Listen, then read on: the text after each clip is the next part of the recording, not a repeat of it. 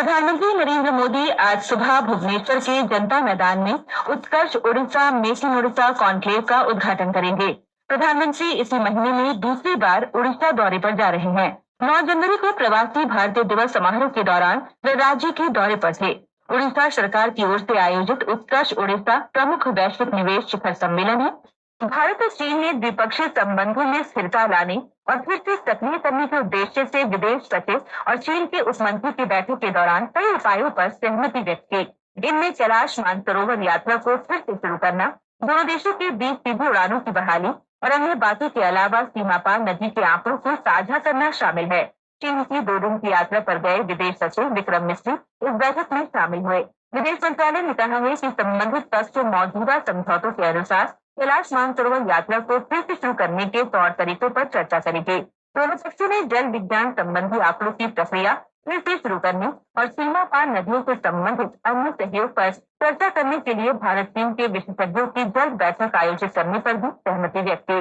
दोनों पक्षों ने भारत चीन के बीच सीधी हवाई सेवाएं फिर से शुरू करने पर भी सैद्धांतिक रूप से सहमति व्यक्त की। साथ ही ये भी माना कि 2025 में भारत और चीन के बीच राजनयिक संबंधों की स्थापना की 75वीं वर्षगांठ का बेहतर उपयोग किया जाना चाहिए। विदेश मंत्री डॉक्टर सुब्रमण्यम जयशंकर आज अबू धाबी में रायसीना मध्य पूर्व के उद्घाटन सत्र में मुख्य भाषण देंगे। संयुक्त अरब अमीरात की 3 दिन की यात्रा के दौरान उन्होंने अबू धाबी में भारतीय दूतावास द्वारा आयोजित 76वें गणतंत्र दिवस समारोह में भाग लिया। भारतीय रेल ने 23,000 किलोमीटर से अधिक रेल पटरियों के उन्नयन की महत्वपूर्ण उपलब्धि हासिल की है। इससे रेलगाड़ियों की गति बढ़ाकर 130 किलोमीटर प्रति घंटे तक करने में सहायता मिलेगी।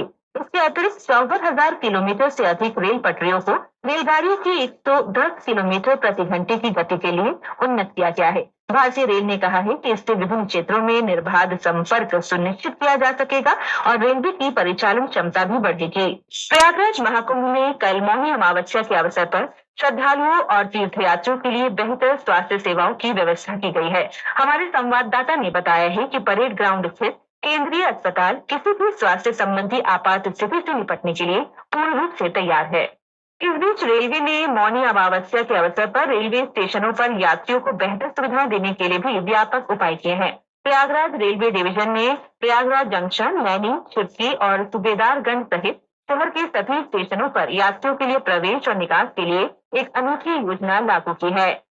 राष्ट्र आज लाला लाजपत राय की 160वीं जयंती पर उनका स्मरण कर रहा है। क्रिकेट में वर्तमान श्रृंखला के तीसरे T20 अंतर्राष्ट्रीय मैच में आज भारत का सामना इंग्लैंड से होगा। ये मैच गुजरात में राजकोट के निरंजन शाह स्टेडियम में शाम 7 बजे से खेला जाएगा। महिला क्रिकेट में अंडर 19 महिला विश्व कप क्रिकेट प्रतियोगिता के सुपर 6 चरण के अंतिम मैच में आज पिछली विजेता भारतीय टीम का सामना स्कॉटलैंड से होगा। ये मैच मलेशिया में कुआलालंपुर के बायोमास ओवल मैदान में भारतीय समय के अनुसार दोपहर 12 बजे से खेला जाएगा। मौसम विभाग ने आज हिमाचल प्रदेश, पंजाब और हरियाणा में अलग अलग स्थानों पर शीतलहर का अनुमान व्यक्त किया है। अगले 2-3 दिन में रात और सुबह के समय उत्तर प्रदेश, उत्तराखंड, पंजाब, हरियाणा, चंडीगढ़, दिल्ली, उड़ीसा, बिहार और गांगे पश्चिम बंगाल में घना कोहरा छाए रहने के आसार हैं। उत्तराखंड में समान नागरिक संहिता लागू करने की खबर आज सभी समाचार पत्रों की पहली सुर्खी बनी है। हिंदुस्तान लिखता है, स्वतंत्र भारत में यूजीसी लागू करने वाला पहला राज्य बना उत्तराखंड। दैनिक भास्कर की सुर्खी है, उत्तराखंड में यूजीसी सभी धर्म की बेटी को संपत्ति में बेटों जैसा हक। राजस्थान पत्रिका के शब्द हैं, बहु विवाह पर रोक, शादी का रजिस्ट्रेशन जरूरी। प्रधानमंत्री नरेंद्र मोदी ने की अमेरिकी राष्ट्रपति ट्रंप से फोन पर बातचीत। शांति, समृद्धि और सुरक्षा के लिए मिलकर करेंगे काम, जनसत्ता की खबर है। मानसरोवर यात्रा फिर शुरू होगी, भारत चीन सीधी उड़ानों पर राजी। नव भारत टाइम सहित कई अखबारों की सुर्खी है। फलस्तीनियों को उत्तरी गजा लौटने की अनुमति, राष्ट्रीय सहारा सहित कई अखबारों की सुर्खी है। पत्र लिखता है, 1 साल से आश्रय और तंबुओं में शरण लिए हुए फलस्तीनी घर लौटने को बेताब। वक्फ संशोधन बिल को जेपीसी की हरी झंडी, 14 बदलाव मंजूर, विपक्ष के 44 सुझाव खारिज। राजस्थान पत्रिका में है, विजय चौक पर बीटिंग रिट्रीट समारोह कल, यातायात पुलिस ने किए व्यापक इंतजाम, यूटीसी सहित अन्य बसें होंगी डायवर्ट। दैनिक जागरण की खबर है।